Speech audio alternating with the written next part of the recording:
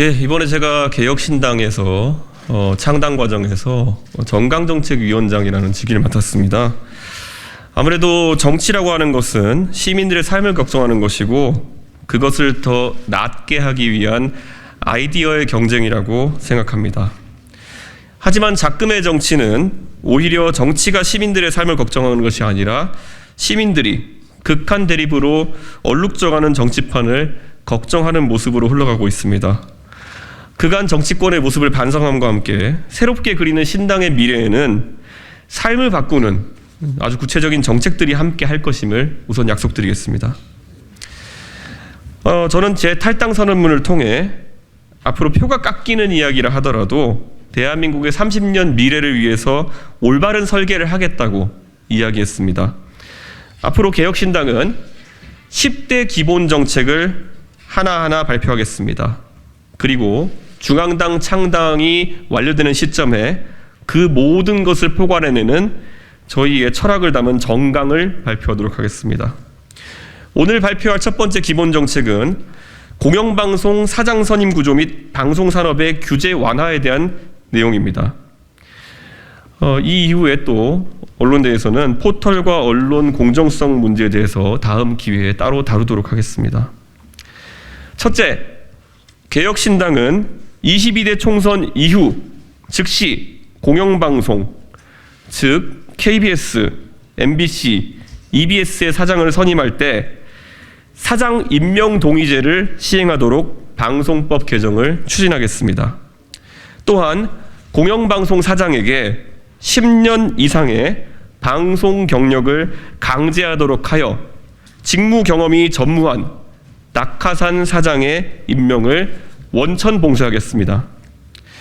정권이 바뀜에 따라 공영방송을 장악하기 위한 시도가 정치권 내에서 반복되는 것에 대한 강한 문제의식을 국민들은 느끼고 있습니다. 그 과정에서 방송 관련 경험이 전무한 인사가 코드 인사로 선임되어 정상적인 경영보다는 공영방송사의 책무 중 일부인 보도 기능의 정치적 편향성만 다루어지는 형국입니다. 사장 선임에 대한 거부권은 오로지 보도 부문의 논조에 따른 유불리만 따지는 대통령의 것도 아니고 여야 정당의 것도 아닌 각 방송사의 미래와 본인의 미래가 직접 맞닿아 있는 방송 노동자들의 것이어야 정당성이 있습니다. 그리고 둘째, 개혁신당은 한국방송공사 KBS와 한국교육방송공사 EBS의 재원과 관련해 징수 비용이 과도해진 수신료를 폐지하고 수신료 총액에 상응하는 적극적 조세 지원과 재송신료 조정을 통해 대체해 나가겠습니다. 이것이 표 떨어지는 이야기일 수 있겠지만은 공영방송사는 역할이 지켜져야 합니다. 그리고 적극적인 조세 지원을 통해서 회계 투명성도 확보할 수 있습니다. KBS는 여타 방송사와 다르게 부여된 사회적 책무들이 있습니다. 재난 주간 방송사이기도 합니다. 그 업무를 NHK와 같은 다른 공영방송 수준으로 정확하게 수행하기 위해서는 더 많은 투자가 필요합니다. 또한 지역국을 유지하며 수도권에 집중된 여타 언론의 편중성을 보완해야 할 책무도 있습니다.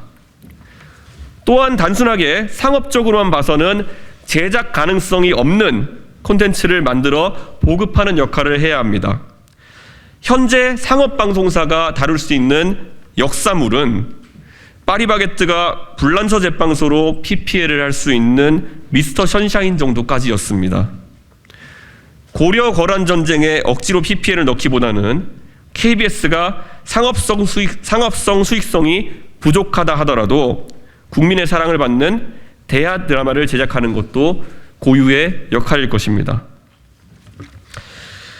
2017년 EBS의 다큐멘터리 프로그램을 연출하던 두 외주 제작 PD가 해외에서 사망한 일이 있었습니다.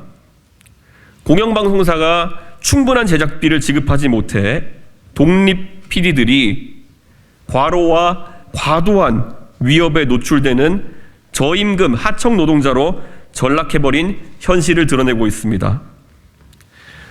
정치권이 보도 공정성을 빌미로 재원을 옥죄며 그 비용 절감의 부담을 전가해 방송 노동자들의 안전까지 위협하는 상황이 발생해서는 안 됩니다.